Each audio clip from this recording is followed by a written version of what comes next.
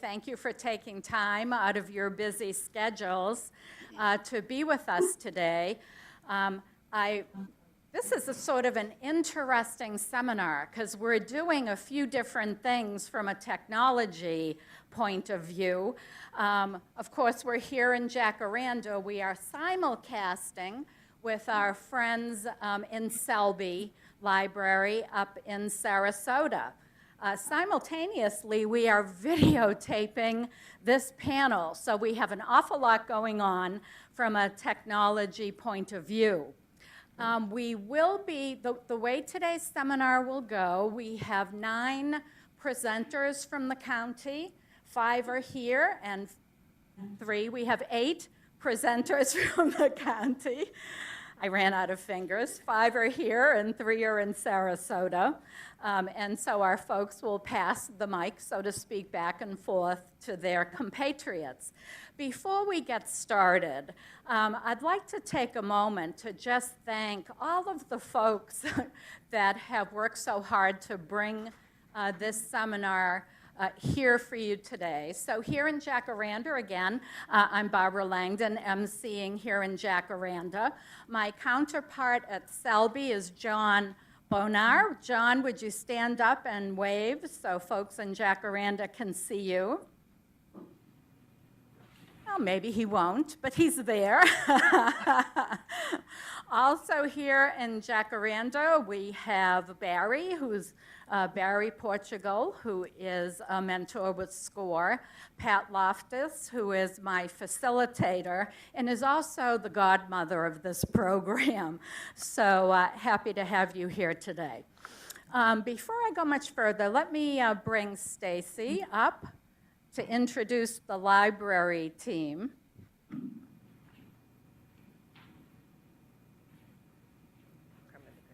Hi everyone, I'm Stacy Ogier. I'm the manager here at Jacaranda Library. And I want to start off by thanking my adult librarian, Brendan Driscoll, for all of his tech expert today. And over on the Selby end, thank you to Brian. He's a lifesaver when it comes to this technology stuff as well. And also, I would be remiss if I did not thank the Friends of the Library. They've been very supportive of this collaboration that we have with SCORE.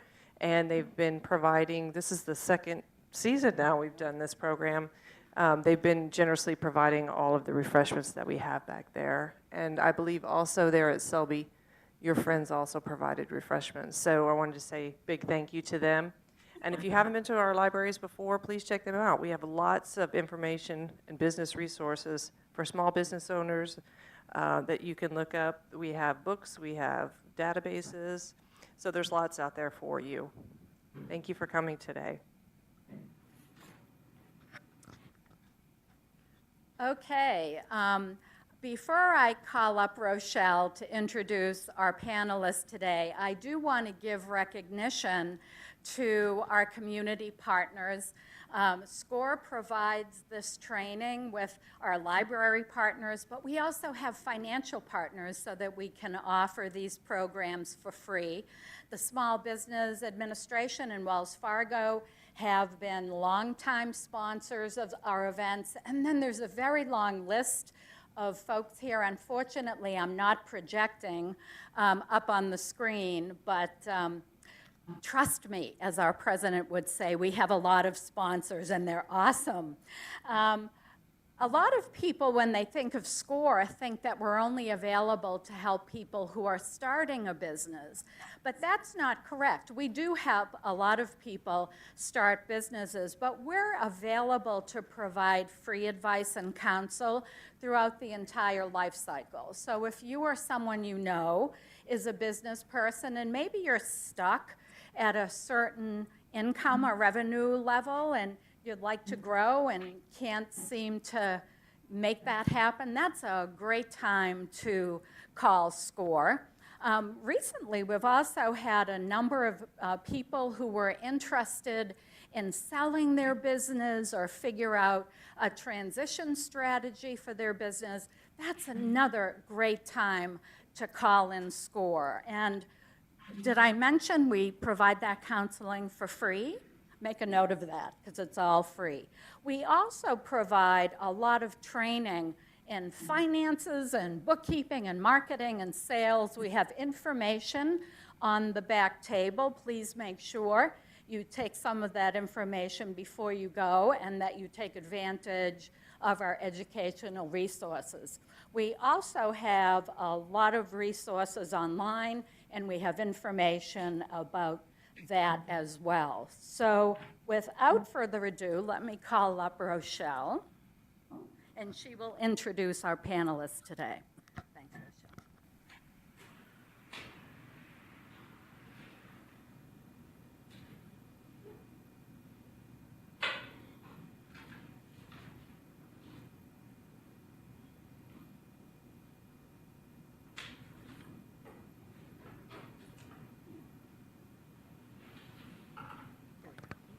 Thank you, Barbara.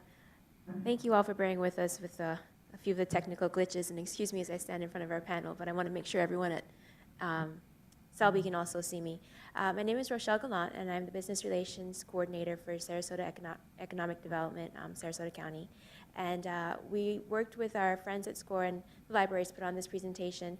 And I won't introduce our panel individually. I'll let them do that as they speak. They'll introduce themselves. But we do have representatives here from Sarasota County Planning and Development, specifically the Zoning and Building Division, as well as Environmental Services. And then we have State of Florida Health Department in Sarasota County, as well as our tax collector, as well as our procurement department within Sarasota County. So you'll get a lot of good information from them today. Before we start, I just want to let you know we'll take all questions at the end, so you can hold your questions to the end, please. And we will be able to forward contact information for all of our presenters today. If you fill out your evaluation forms, you leave those with your contact information, I'll make sure you get everyone else's contact. And I just want to bring your attention to some guides that we have on your chair. There's a one-page guide for getting started with business in Sarasota County. That information is reiterated within the booklet that is titled Doing Business in Sarasota County. But we just had it pulled out in one pager for you to make notes. But this guide, the booklet, has a lot more detail than we'll go into today. So it's a really great resource that you should be sure to read through, and you can reach out to me with any questions. I'll have my business cards at the end. But this is a great guide for you to get started. So without further ado, we'll get started with our first panelist, and that is Michelle Norton. Thank you. Hi, I'm Michelle Norton. I am the Planning and Zoning Division Manager within the Planning and Development Services Department for Sarasota County. I'm excited to be here with you this afternoon to discuss how the business community interacts with planning and development services, where you can go to get some of your questions answered. In fact, there's not a lot about planning and development services that does not somehow interact with the business community in Sarasota County, whether you're a large developer looking to build a commercial or an office space, or you're an entrepreneur just looking for a space to lease to get your idea or your business off the ground. And to illustrate that point, under the umbrella of planning and development services, there's 4 divisions. There's planning and zoning, there's environmental protection, there's building, and there's code enforcement. Plus, we also have additional services under our umbrella, including housing and community development, the Englewood CRA, business services, which includes our customer relations ombudsman, which we'll circle back to later, our impact fee administrator, and our development review coordinator. So I'm going to focus a bit on the higher level of planning and zoning aspects of the business development, because we do have some other members of planning and development services that will kind of zero in on their respective areas of expertise. So under planning and zoning, there's 4 sections. There's planning, there's zoning, there's neighborhoods, and there's land development. So under planning, there is long-range planning, and there's current planning. Long-range planning, it kind of speaks for itself, of course, where staff works with the Planning Commission and the Sarasota County commissioners to develop various community plans and policies, to develop codes which ultimately establish our community standards.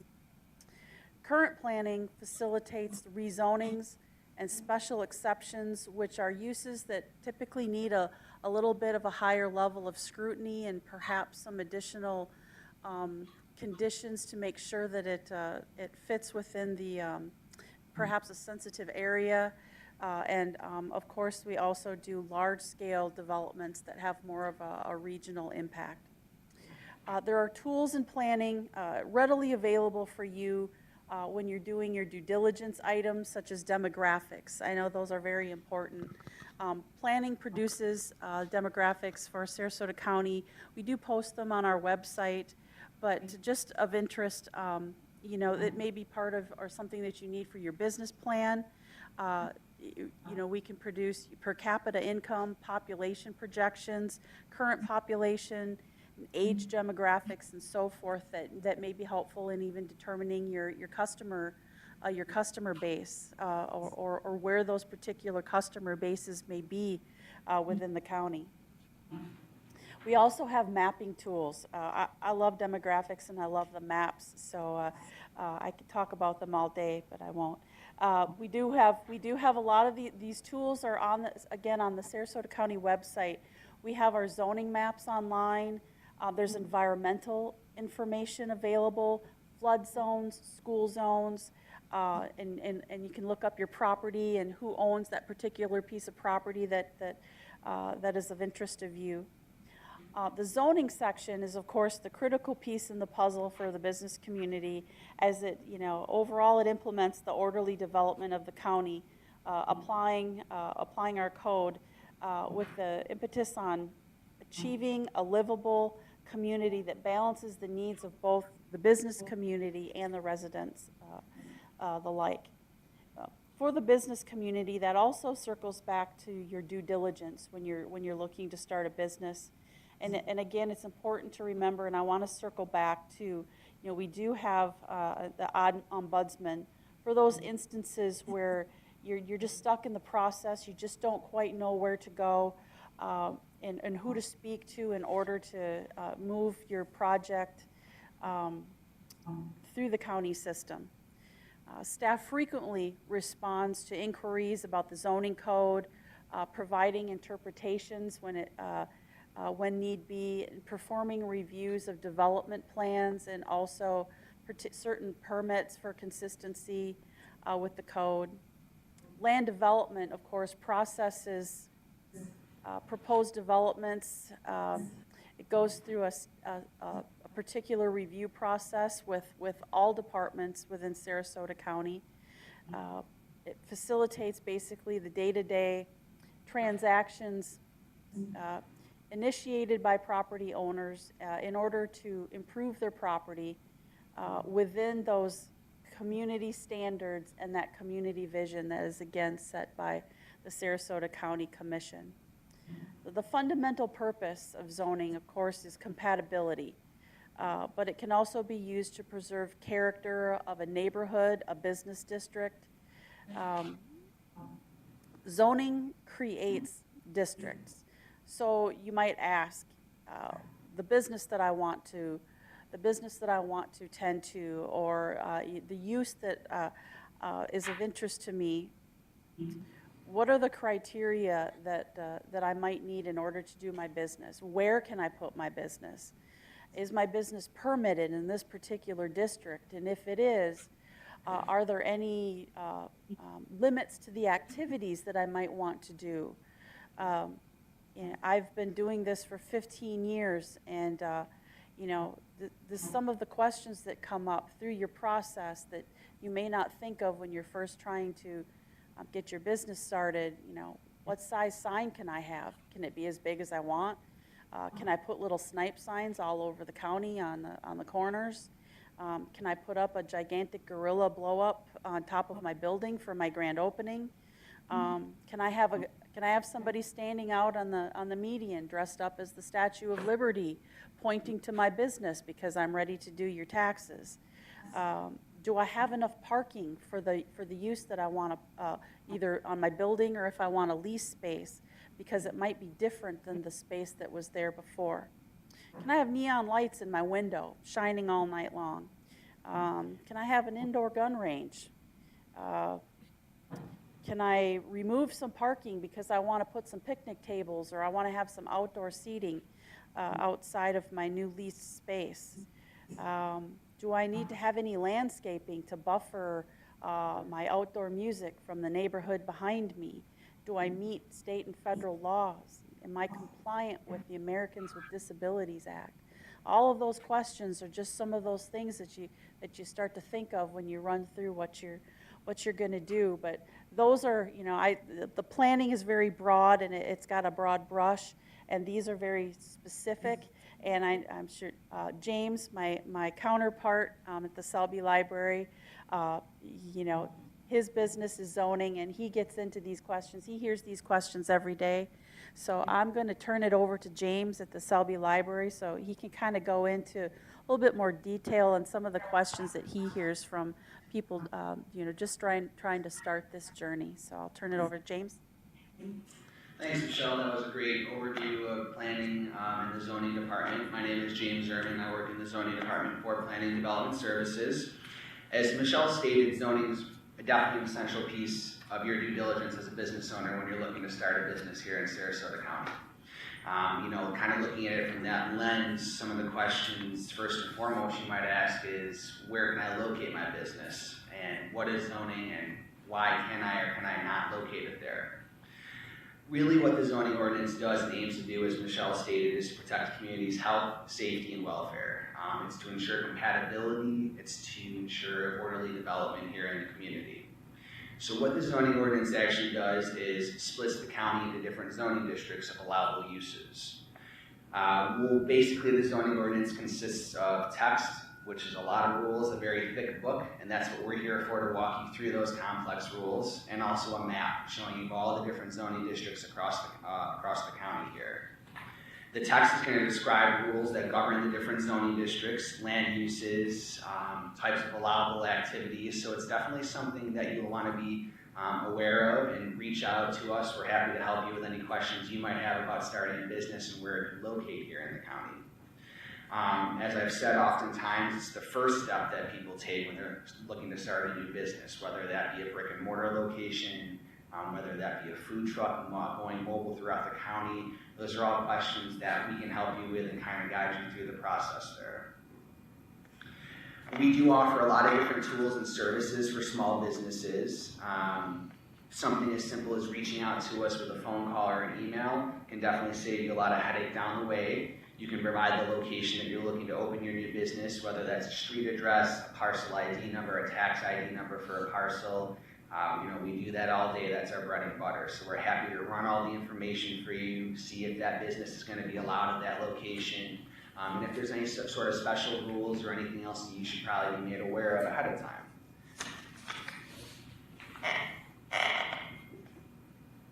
So some of the fun questions we get throughout the day, as Michelle stated, oftentimes it's, can I have a business at this particular location? Can you tell me more about my parking regulations?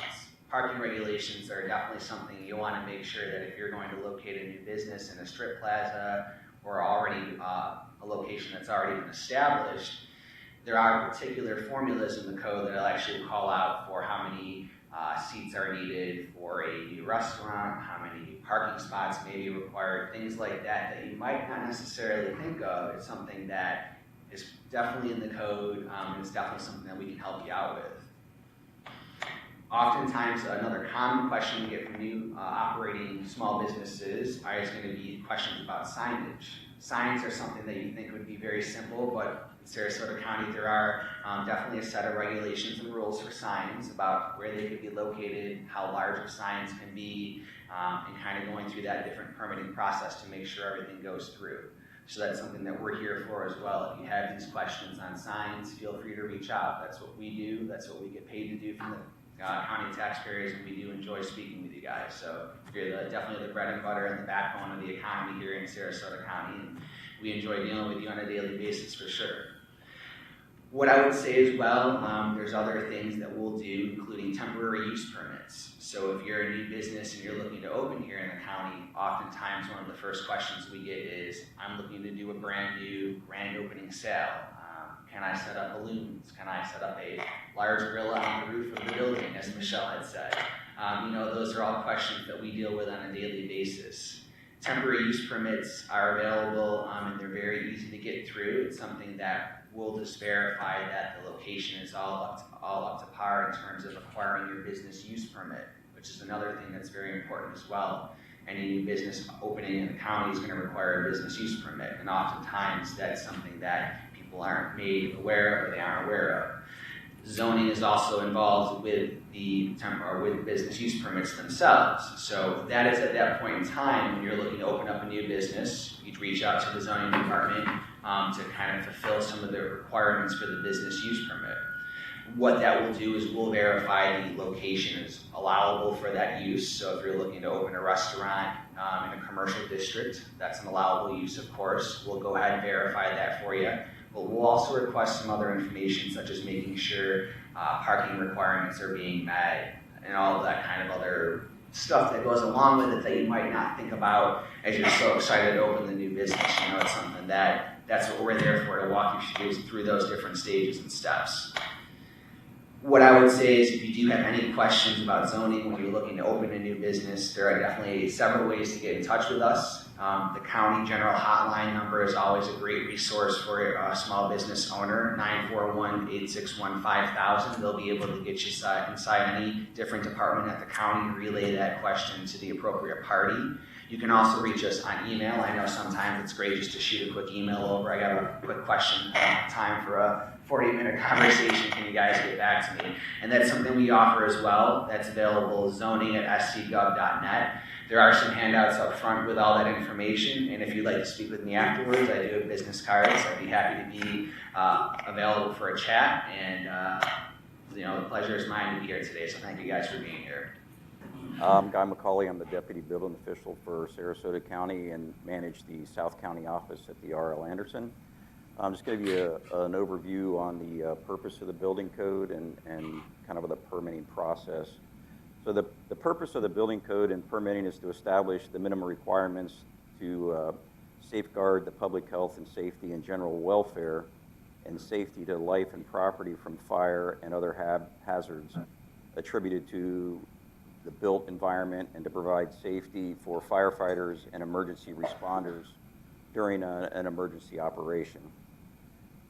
A building permit is required prior to the commencement of any work, demolition, construction, alteration, repair, renovation, a change of occupancy, where you might be buying or leasing a space and it was a retail space and now it's going to go to a dry cleaner, so there's a big difference in occupancy there, as an example. And if you have any other questions as far as what would require a permit, there's a publication on the SCGov website and it's labeled, "When do I need a building permit?" And Florida has a uniform building code, which is throughout the state of Florida, and it is modeled from the International Building Code and Florida state statutes. A commercial building permit application can be found online on Sarasota County website or at the North and South County permitting locations. There are 3 types of permitting applications: a commercial addition, a commercial alteration, and a new commercial building permit. Within the application package, there are checklists to assist the applicant, whether it's you as the business owner or the contractor, of the documents that would be required and to accommodate your application at the time of the submittal. Generally, business owners will contract with a licensed commercial contractor to submit their building permit application for the addition, alteration, or new construction. However, there is an exemption in the code that allow a business owner to obtain their own building permit, but it does have restrictions. And some of those restrictions are, and criteria, the cost of the project cannot exceed $75,000. The property must be owned and occupied by that property owner, and it has to be as listed on the county property appraiser website. The building and property cannot be rented leased, or sold for a year after the completion of that construction project and that permit being closed out. The applicant must provide direct on-site supervision of the construction, and that supervision cannot be contracted out to another person. If you're using subcontractors, they must be licensed if one is required for that particular trade. This exemption will more likely apply to the addition and renovation and not so much for a new building because that'll exceed the cost. And this exemption does not apply for doing a demolition of an existing site. So once you've submitted your permit application, there's a review process, and there are numerous departments that will examine those submittals. Within the building division, it'll go through a structural, electrical, mechanical, and plumbing review, and it will have to meet for minimum code compliance. If the commercial property is located in a flood zone, then that application will be routed for a flood review to ensure the minimum requirements to meet and comply with FEMA regulations, Sarasota County flood hazard area, and community flood hazard areas of the ordinance. And as James mentioned, the 861-5000 is a way to contact for other building information, or you can contact the North and South County permitting offices, and those and email addresses listed on the handout that was provided. I'm going to jump in real quick, Rachel, before you take over. Thank you, Guy. I just want to make sure that our audience members have context for the information. So just to point you to the guides that I mentioned at the beginning, we're still on step 1 of starting the business. I know that's a lot of information, but we've already gone through A in terms of proper zoning. That's what James touched on. And then Guy just touched on C. With regard to B, for water and sewer connections, there's information on that in the Doing Business Guide that expands on it. But so far, this detailed booklet, we've already gotten through to about page 10 of information in the booklet. So the information that's being presented to you now, some of it is going in more detail in the booklet, and I just want to, again, give you that context. So if you follow along on your one-page guide, it will help you to process the information, because it can be a lot. Thank you. It can be a lot, so we're here to answer your questions, and that's really the one takeaway that we hope that you have, is to call us if you do have them. I'm Rachel Herman. I'm the manager for Sarasota County's Environmental Protection Division, and we are responsible for ensuring that in Sarasota County there's an environment that meets the expectations of high quality that our community does have. So we're responsible for reviewing things related to native habitats, wildlife, clean air, and water. And as Guy and James and Michelle mentioned, our reviews of permits are concurrent with theirs. So we'll be looking for those things like, is there a wetland on site? Is there a gopher tortoise burrow on your property? Can we help you navigate the state process for relocating that gopher tortoise? Or can we help you identify what those native habitats might be? But we also deal with things related to infill and redevelopment. For example, if there was a site that you had that was previously a gas station and there was a need to remediate some contaminated soil or water, we would be involved in helping you do that. So first, we would be involved in that first step of starting your business when you're just getting your building set up and all of that, and the permit reviews. But then we're also involved in ongoing businesses. If you have a business like a landscaping or arborist business, you might be coming to us to get permits on behalf of your clients. So there's many different ways in which we might interact with you. So of course, any way we can, reach out to us at any point and get in touch. So things that you might not realize require a permit, we're talking a lot about permits today, so I hope you don't overwhelm you with that. But tree protection and removal, coastal construction, anything along the Gulf of Mexico, shoreline alteration along the creeks and bays and things like that, seawalls, docks, dredging projects, earth moving even, stockpiling of mulch or debris or things like that also might intersect with our rules.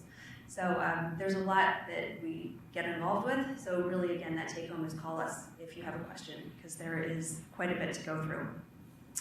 And as far as starting up your business, we're really quite adept at helping you with your research, like Michelle mentioned with demographics. We have a great website, scgov.net. On that main page, if you go to the Map It button, you can find all sorts of information like James talked about, some of the environmental information that I'm speaking to.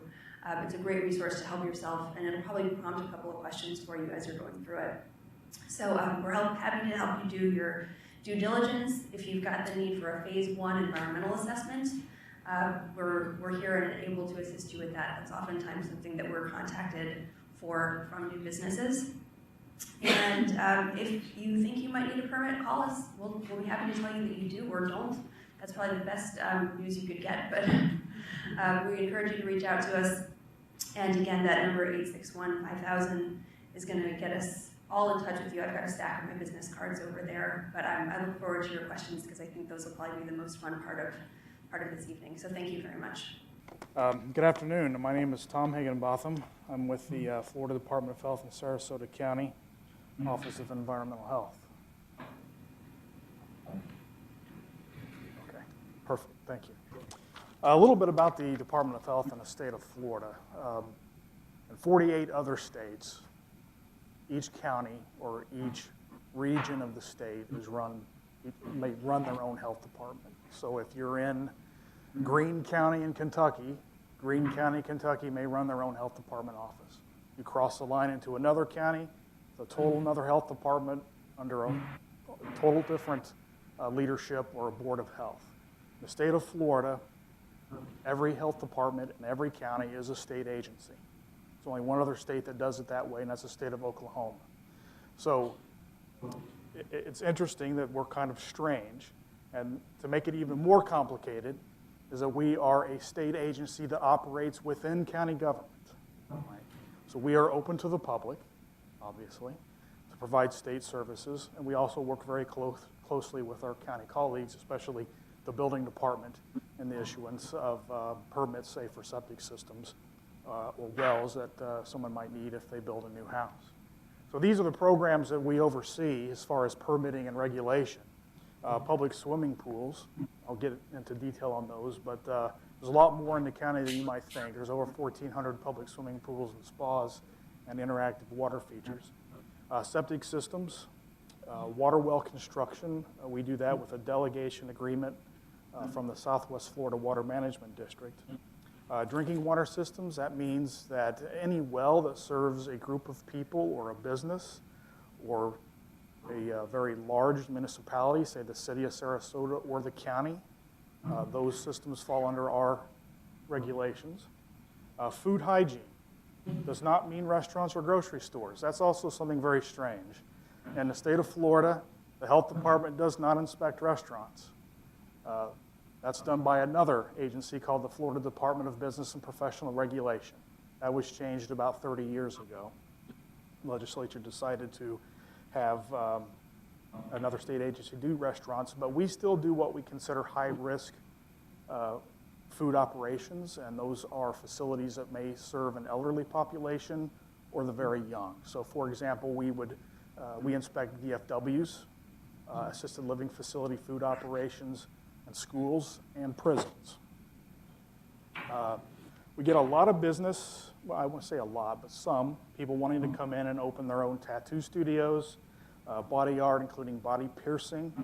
There is quite a few hurdles to jump through as you're starting to open a business like that. One is, what are you going to do with your biomedical waste that you produce in a tattoo facility?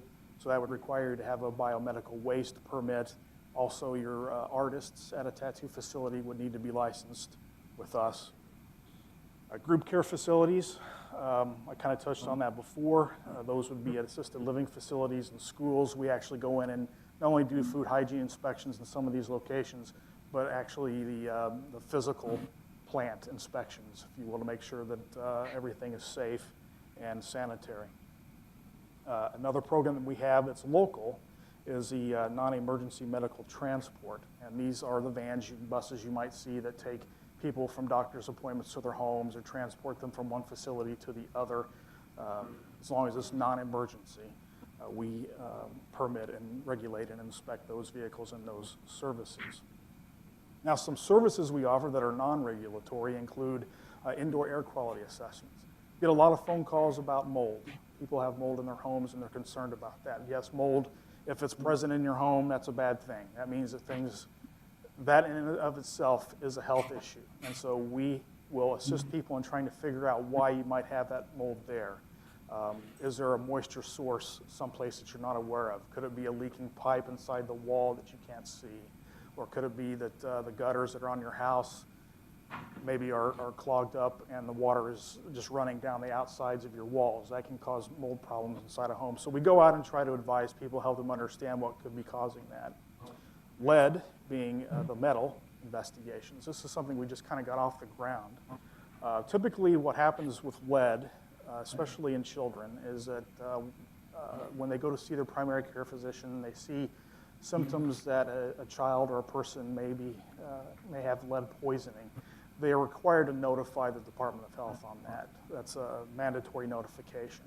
And we have some specialized equipment where we can go out and try to figure out where that exposure could be coming from. In one case we did a few years back, we found out that kids had some sidewalk chalk, and it was the yellow chalk that had high levels of lead in it. So we were able to figure that out. Why was there high lead levels in their blood? So as they say, be careful of toys that come from certain parts of the world.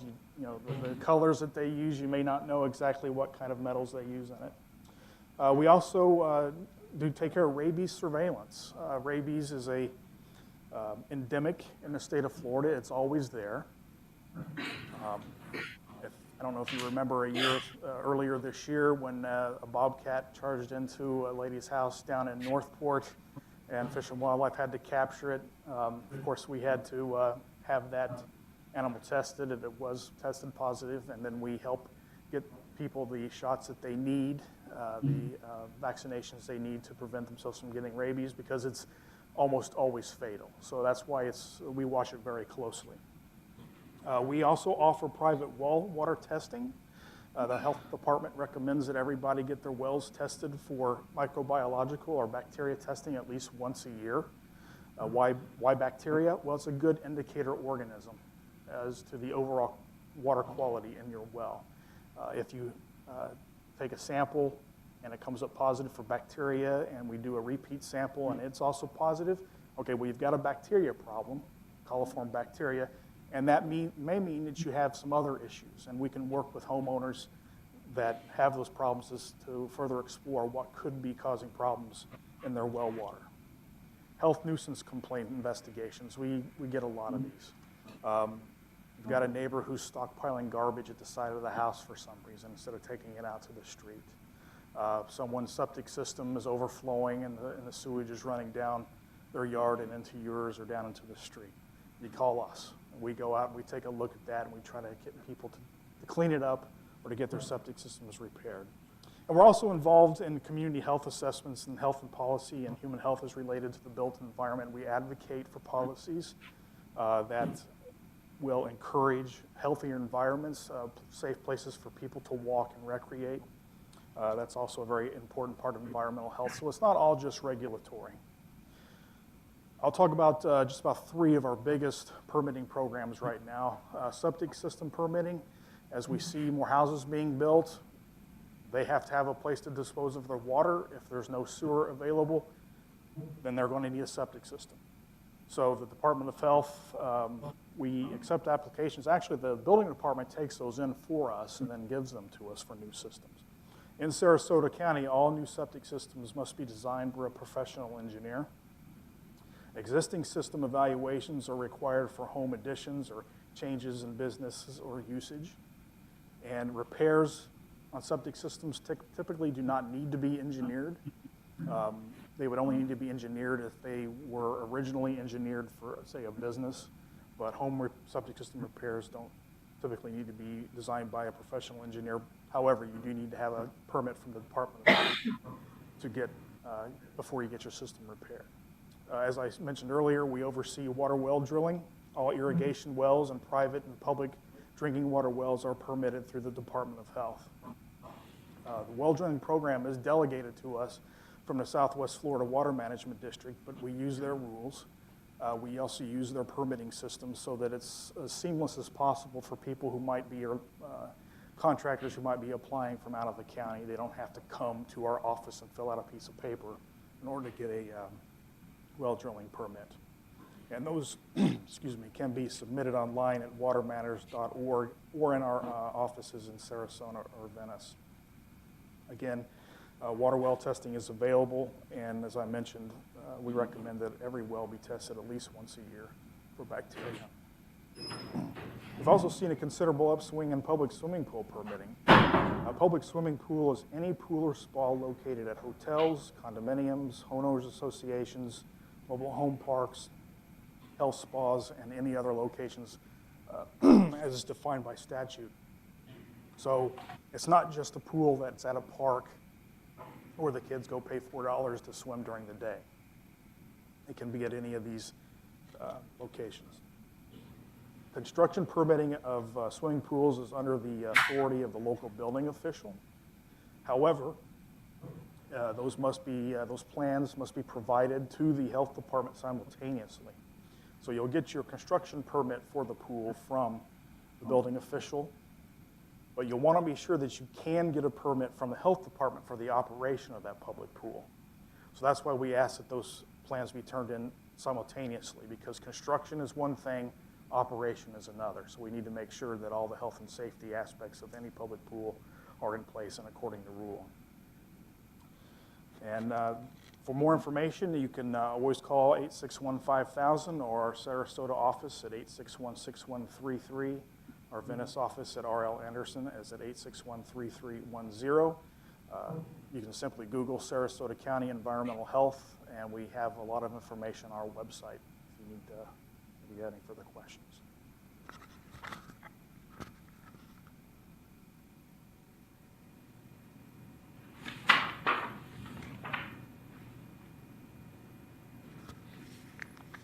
Good afternoon and welcome, and thank you so much for the opportunity to be with you today to talk about doing business in Sarasota County.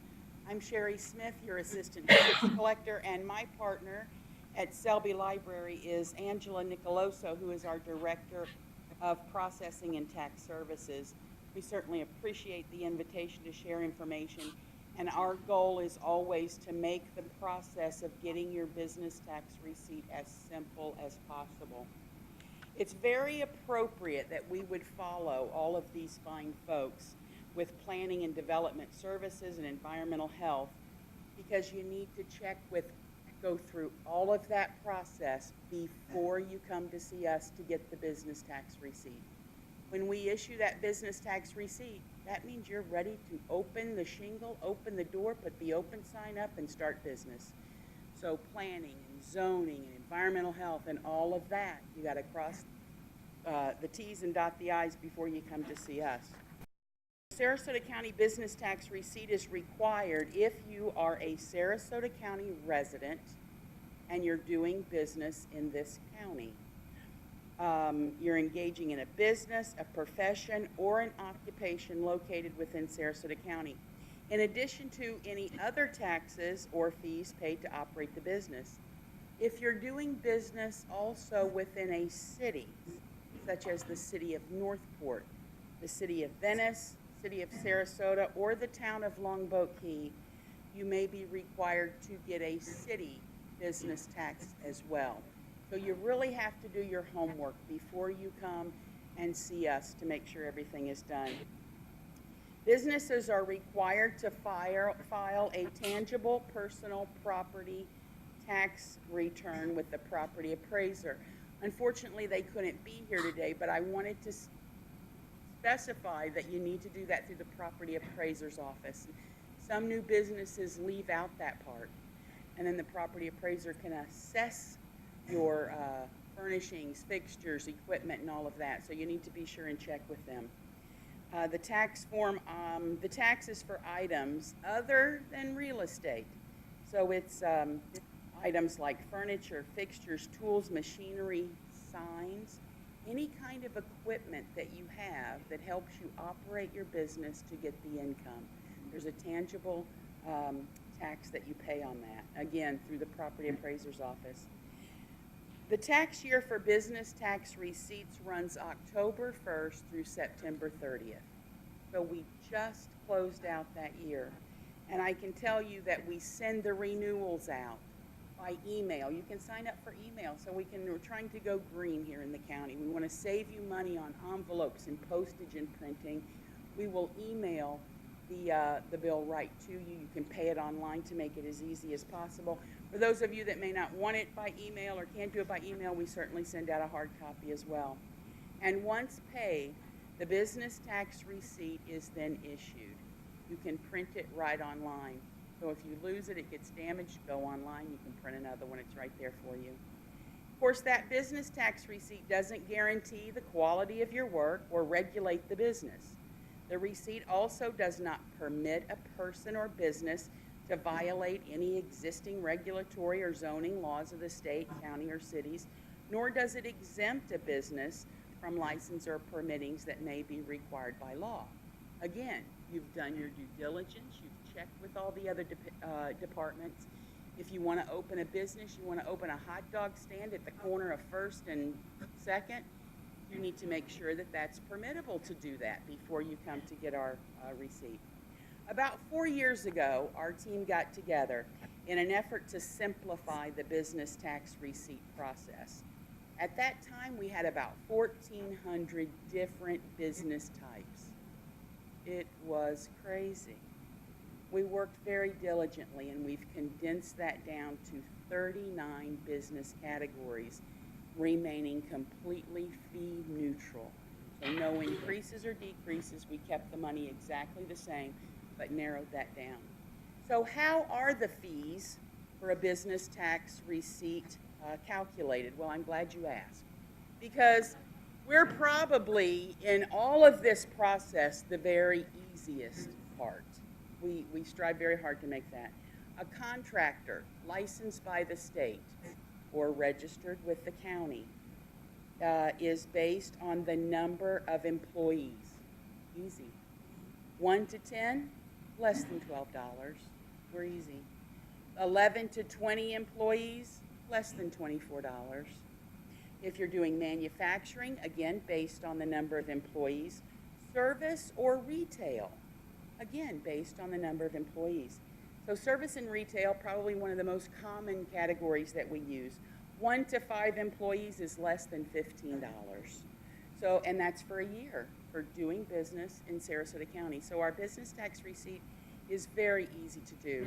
The application, you have one I gave you on all of your chairs. You can see, I mean, you could fill it out in your sleep practically. It's so easy. We strive to do that.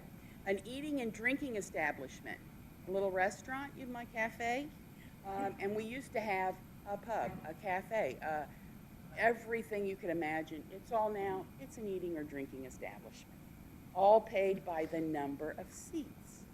Easy enough. 0 to 30 seats, less than $20. Now, what's the fee for being in business without getting the business tax receipt? It's a $100 minimum fine, plus a daily fine of 25% of what you should have paid in the first place. So it's very easy to fill out the form. We're happy to help you fill it out. And just get into compliance. That's what we want, are the businesses to be educated to know, number one, that they need that business tax receipt, and number two, we want to handhold if we have to walk you through to get you into compliance and get you on the tax roll. We collect the taxes. That's what we want to do, is collect that money for our county. In the most recent year that we just finished, September 30th, we in Sarasota County have approximately 30,000 different businesses. And those 30,000 businesses generate about $700,000 for our county. We've provided information on all your chairs. I have some more information back on the back table that you can take with you. I gave you some business tax receipt referral packets. That, when we have a tip line, and if somebody in the community sees somebody doing business that may not be licensed, they can call our office, they can email our office and say, you know what, I think somebody's doing business, you might want to check on them. We send out a referral packet because our our whole goal is to educate. Maybe they didn't know they needed that. So we send a referral packet. I gave you one of those. It's on your chair. You can take a look. Gave you a complete fee sheet. So if you're thinking about a different business to go into, you can see what the yearly fee would be for that business tax. I gave you also a list, and it's in the book as well.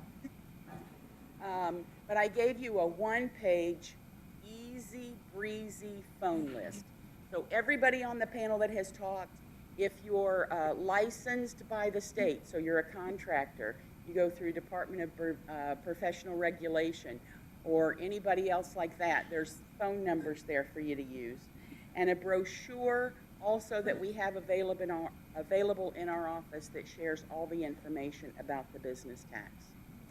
And once you have your business tax and you're ready to start business, you may want to do business with Sarasota County through procurement. So we have our next speaker. Put this on. Thank you for that wonderful introduction.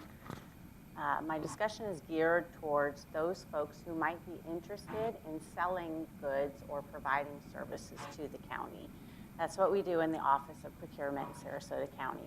So what I'd like to do today is first go over some very basic information and then talk to you a little bit about our staff and the framework that we operate within, and then also how the procurement office conducts itself. And then I'd like to leave some time for some questions for you at the end.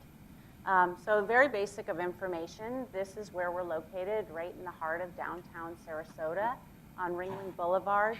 Our main contact phone number is 861-5000. And I'd like you to know that vendors are welcome to come in at any time. You don't necessarily need an appointment to speak to us, although we do encourage one because we're very busy doing our daily tasks. But anytime you have a question or need information, please feel free to come by or to call us. So our mission statement, what we do is we expertly facilitate the process of acquiring goods and services. And there is a procurement process. It gets rather complex. And I'm going to talk to you a little bit about that today. But the basic tenet of public procurement is fair, open, and competitive practice. And that's a recurring theme that I'm going to repeat a lot because that's what we work under. And so in our office, there are best practice models that we study, and that they become the roadmap to how we perform our function. Our staff regularly engage in studies designed to learn these models and to also enforce our professional knowledge. So in the procurement office, by the end of 2018, we are anticipating a 75% certification rate. What this means is these individuals have committed themselves to the practice of public procurement. They've got years of experience, they've got formal education, they've studied a body of knowledge, and they've passed a rigorous exam and achieved certification by a Universal Public Procurement Certification Council. And so 75% is a pretty outstanding achievement rate. Well, what that does for us, not only does that ensure or help us to produce quality outcomes, but it also helped this team to bring home the national recognition from the National Procurement Institute. So this is across our whole United States. The National Procurement Institute, they recognize organizational excellence in public procurement offices. And so for 3 consecutive years, this team has brought that award home. And you know, they're very proud of this accomplishment, as they should be. Not easy to achieve this award. And one point that I'd like to make about it is in all of the nation, and particularly in the state of Florida, we have 67 counties. And on the list of counties who have been able to achieve this award is maybe 5, 6 tops, and Sarasota County is among them. So they have a lot to be proud of. So getting down to our core function, our mission, what we're there for. We're there to procure goods and services for all county departments to ensure the effective and efficient operation of county government. And so it's our goal to obtain the very best value for every taxpayer dollar that is spent. Important values of public procurement that are in our studies include ethics, transparency, professionalism, service, and accountability. So taking a look at the clients that we serve, who are the people we're buying things for, this is a list of all of the departments that we're there to procure goods and services for. So just to give you an example, looking at this list, we've got a couple out of line there. Let's take emergency services. They might come to our office and say, we want to buy our fire truck. And then right across from them is Public Works. Public Works has a much different need. They might come to our office and say, we need you to find us a general contractor to build a road. And then further on down the list, Enterprise Information Technology may come to us and say, we need some sophisticated software solutions for some other department, for the planning department or something. So it's a wide array and a diverse need. It's vendors of all types and all kinds that we do business with. So I'd like to take a moment and distinguish the difference between private sector purchasing and public sector purchasing to help to explain why these things are so very different. So public procurement is, again, founded on that basic tenet of fair, open, and competitive practice. But in the private sector, they can do whatever they want. They can choose whatever method that they want to choose to procure items, whether it's transparent or not, or whether it's competitive or not. Doesn't really matter to them. And also in the private sector, the decisions that they make boil down to how it affects the bottom line. And that's not necessarily all that it boils down to for the county. The county has competing demands that it faces. It faces, it wants to have low price, and it wants to have good quality. It sometimes has to deal with environmental sustainability considerations. It has to deal with transparency. Quality outcomes, has to ensure a level playing field for everything. So this creates a lot of complexity that the private sector doesn't necessarily have. So the public procurement requirements then are inside of this framework. These are our laws and our policies and procedures. And all of that fair, open, and competitiveness stuff it comes in the form of we need to follow these laws and we need to follow this policy, and these procedures will help us to carry out and ensure that we are upholding these laws and policies. So we have the Florida State statutes, and then the Sarasota County Procurement Ordinance, that's our local law or our policy, and then there's the procurement manual, and those tell us what we're supposed to do. So now turning to actually procuring something, we have the framework that we have to live within. So then we look at, well, what threshold does it fall under? We have 4 thresholds, and the first 2 there, we have some simplified acquisition procedures in place to acquire goods or services in those categories fairly quickly, because it's the operations of county government that has to go. And the second 2, those are higher levels. That starts at $25,000 and goes up, up, up. And so there's a lot more documentation, there's higher approval authorities, there are more formalized processes. It can get somewhat complicated in those areas. So then we turn to, depending on what we're buying, what type of procurement are we going to use? Are we going to use a price-driven type of procurement, or are we going to use a qualifications-based procurement? So, going back to the emergency services folks who need the fire truck. Well, with the fire truck, we are able to very clearly define that we need a fire truck, and we need it to be this big, and we need it to have this equipment on it, and we can delineate all of what we need. So we put that out there as a price-driven solicitation, because since we are able to clearly define everything we want, then what it boils down to is where can I get the best price according to the needs that I have outlined here. Going back to the example with Public Works, where they need somebody to build a road, well, let's say we've got to go out and find an engineer to put together the drawings and the specifications for that, so we can hire a general contractor to build a road. well, we're not going to really want to go on low bid for him. We're going to want to look at his qualifications and his background. Have you ever drawn these kinds of plans before? And with what you've drawn, have you ever done anything that's similar in size or complexity? And who's on your team? What do their resumes look like? And what is your project approach? And what kind of cost controls are you going to put into place?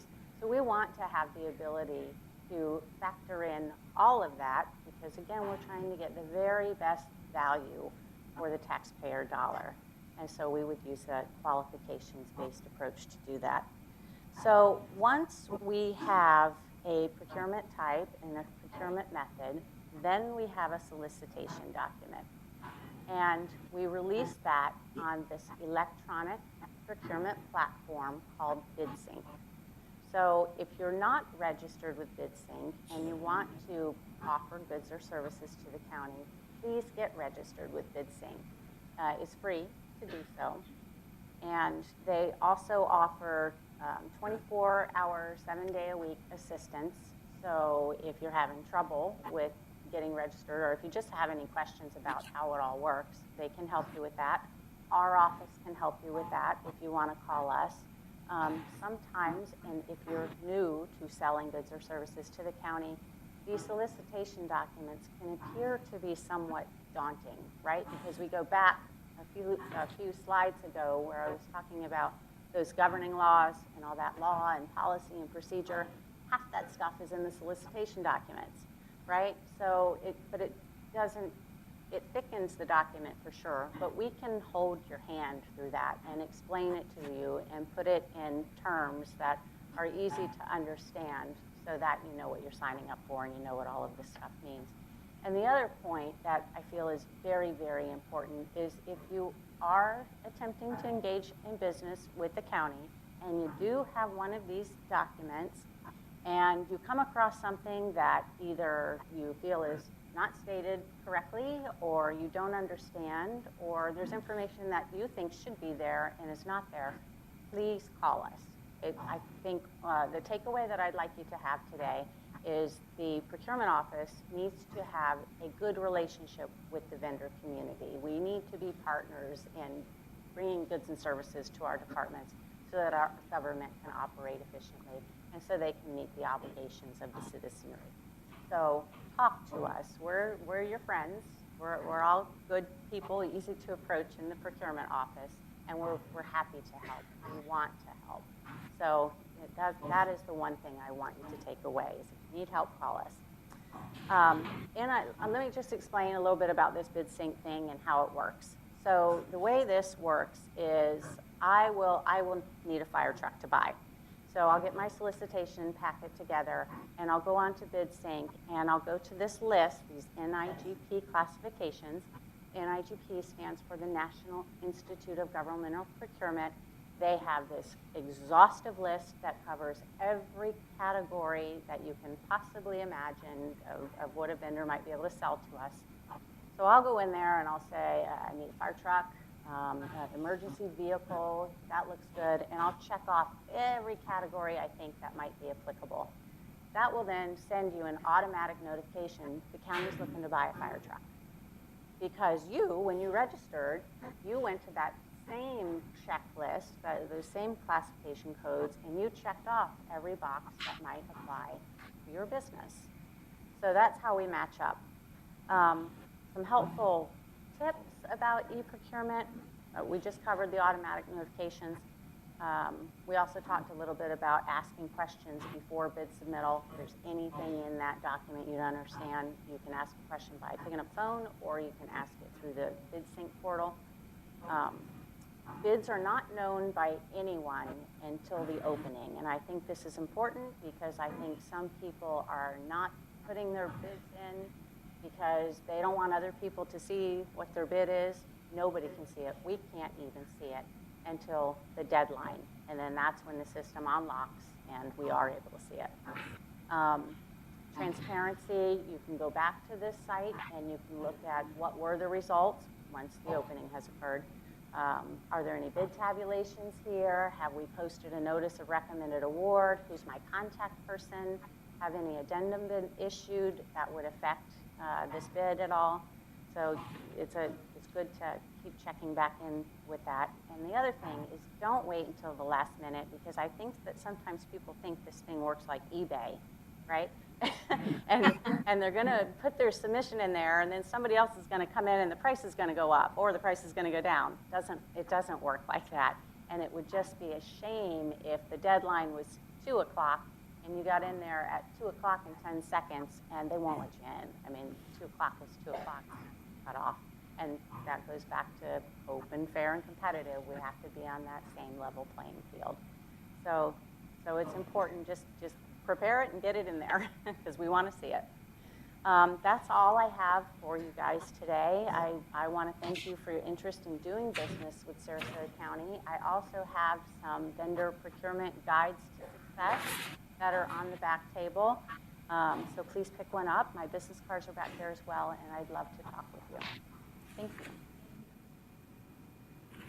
Thanks very much, Melissa. Sure. We will be turning it over to question and answers momentarily. I just want to give you a little bit more information about myself as well. As I said, I'm the Business Relations Coordinator for Sarasota County Economic Development. And at the beginning, Michelle mentioned that we have an ombudsman with the Planning and Development Services Department. Her name is Mary Beth Humphreys. Mary Beth and I work closely together, and what we both do is offer a point of contact for the business community into Sarasota County. So you have an array of speakers here who've given you a lot of information, and you can ask a lot of questions now. But if you have questions you think of later and you can't remember who you need to get in touch with, reach out to me. Again, I do have business cards. They're also available at Selby. My name is Rochelle Gallant. And any questions you have about getting started, continuing to operate business, I can help you, whether it's county related or not. That's where I come in. I think Mary Beth is a little bit different on the planning development side. In the economic development side, I can help put you in touch with business partners in the community, such as SCORE or other community partners that we operate with. So any questions you have at all, big or small, don't hesitate to reach out to me with those.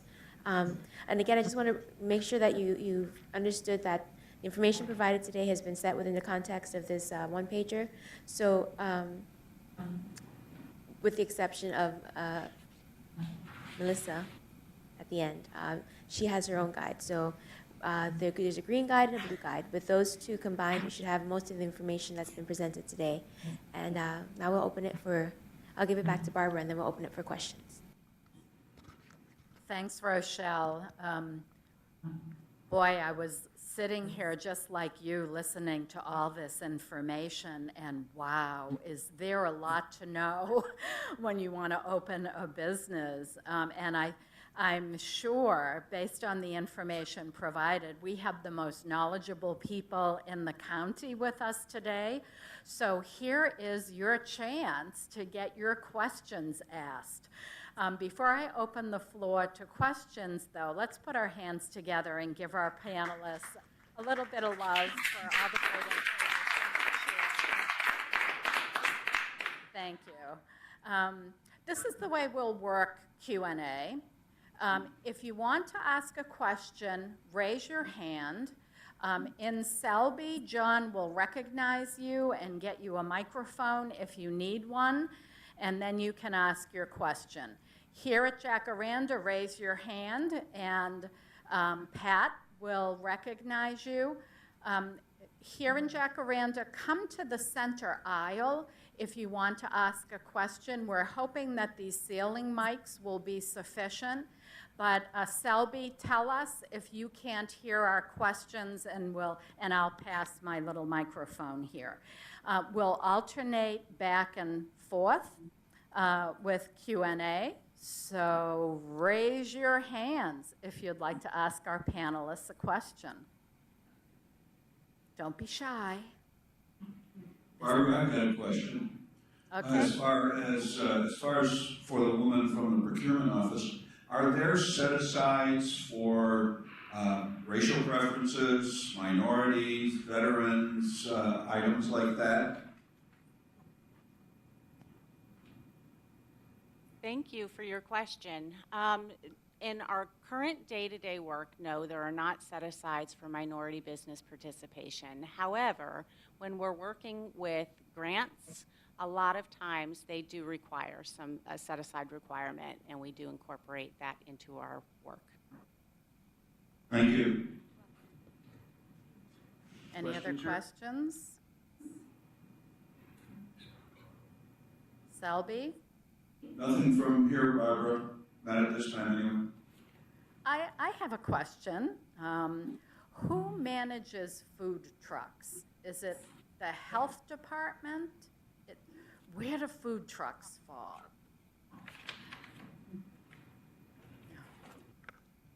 As far as sanitation, health, that would be, again, the Florida Department of Business and Professional Regulation, unless the food truck uses a commissary that is regulated by the Department of Health. So if a food truck owner is using another location to prep, okay, Yeah, and most of them have to have a commissary, so Right. 98% of these fall under the other state agency, not the health department.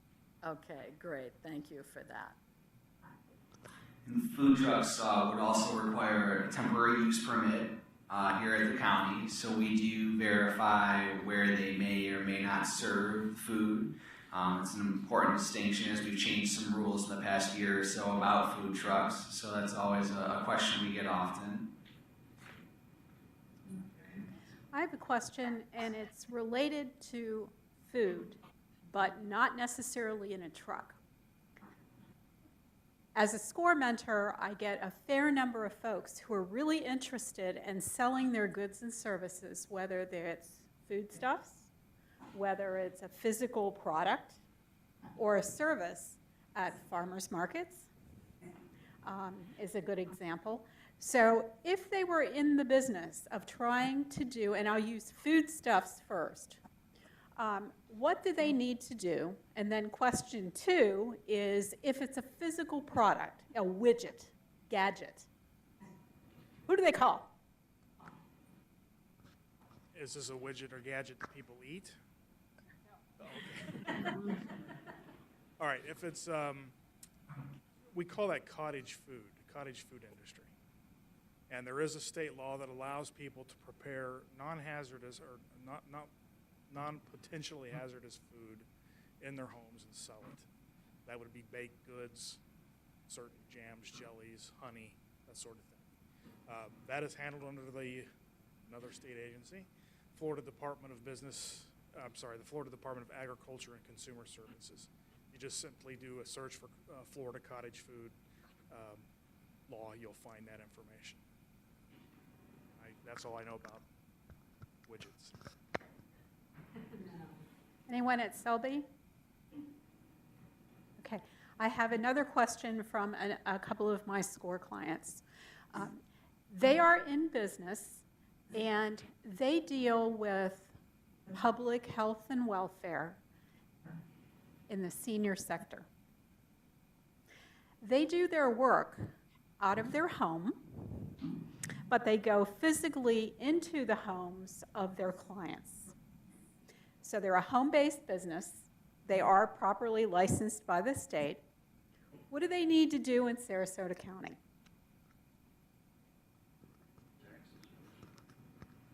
That's a good one. That's a tough one for me.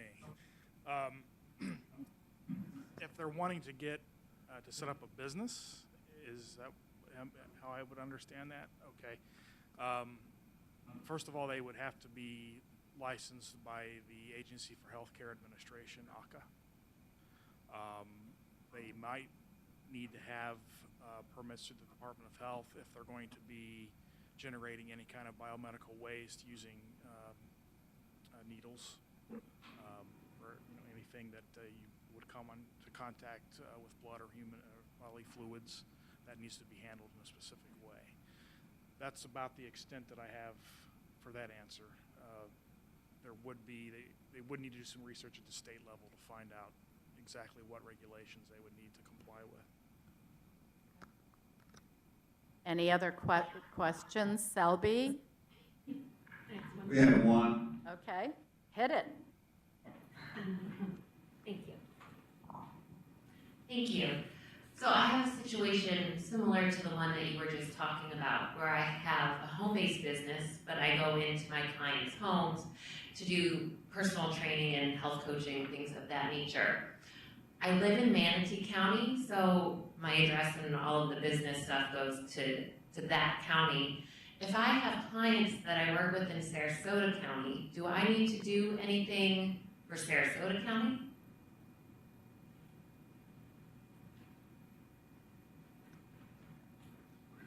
I can answer that. You are not required to have a Sarasota County business tax if you don't have a physical location in Sarasota County. In other counties, we do reciprocate, so if you're in Charlotte County and you're doing that business and you're required to have it in Charlotte County, we reciprocate with that business tax, but Manatee County does not issue them, so you're not required to have ours. Until you have a physical location in our county, at that point, you need to get a business tax receipt with us. Okay, thank you.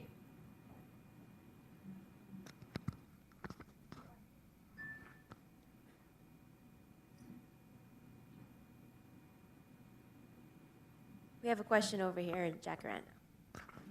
Hello, thank you for your presentation. Under the business tax, there are some exemptions. Did I see there was an age exemption and maybe some others?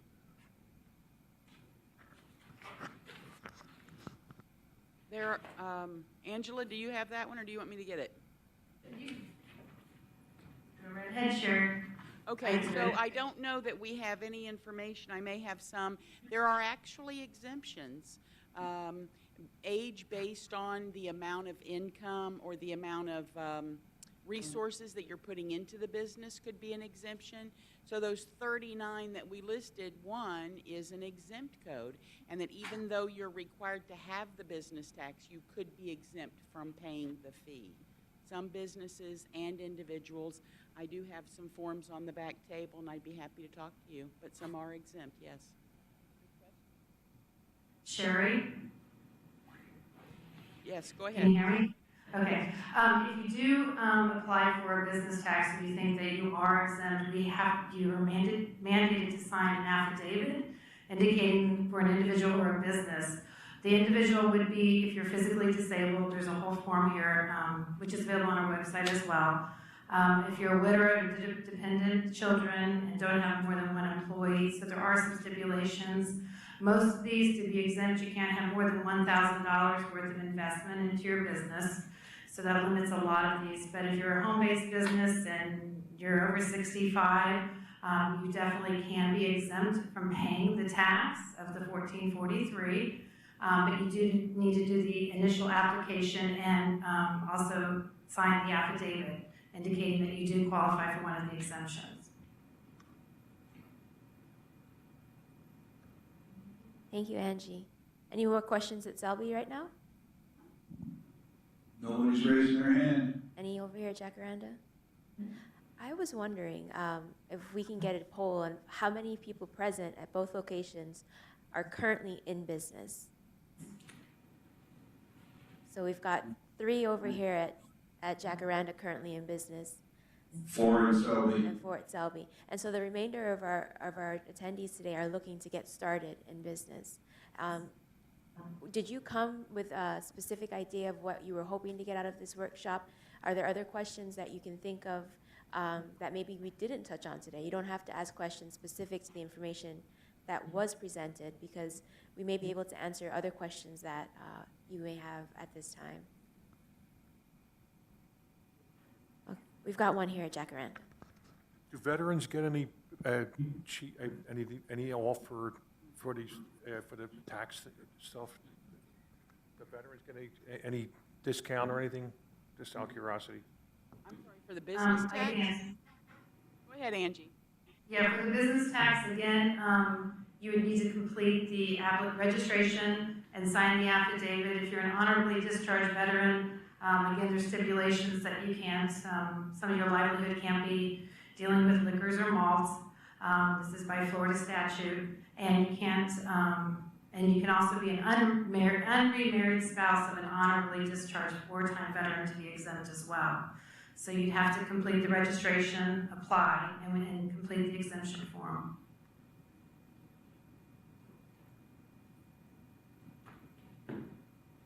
Any other questions, Selby? We're good, Barbara. Okay, and last call at Jacaranda for a question. Before I let you go, I do have a little bit of housekeeping, a couple of things I would like to cover with you. I know we inundated you with a lot of information and a lot of papers, but there's one paper on your chair that is so important to us. It's the SCORE event feedback form. If you could take a few minutes and just complete that form, we are always striving to improve the educational content that we provide to our participants, so your feedback is very important to us. And if there are other topics you're interested in learning about, if you could just make a note of those at the bottom, we would very, very much appreciate it. I also want to let you know that our next event should be a really, really good one. Creative ways to promote your business on a shoestring budget. How many of us have or will have shoestring budgets? I think all of us.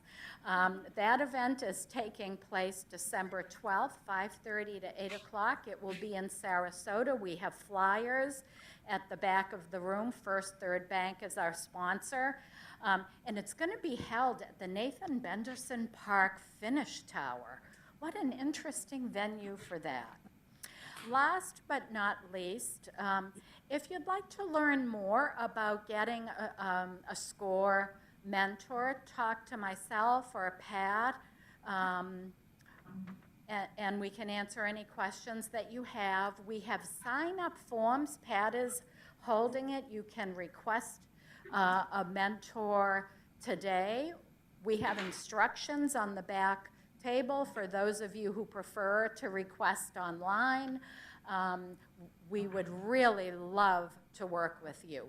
Whether you just need, one meeting to get a little general advice. We have some mentor company relationships that have gone on for years. So whatever your needs are, we're very flexible to meet those. Okay, so if there are no other questions, again, once more, let's thank our panelists. Thank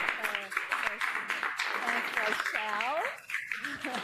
Thank our library staff and all the folks at SCORE who helped make today happen. You are free to go. I'm channeling my second grade teacher, Sister Gualbert. Thanks for coming.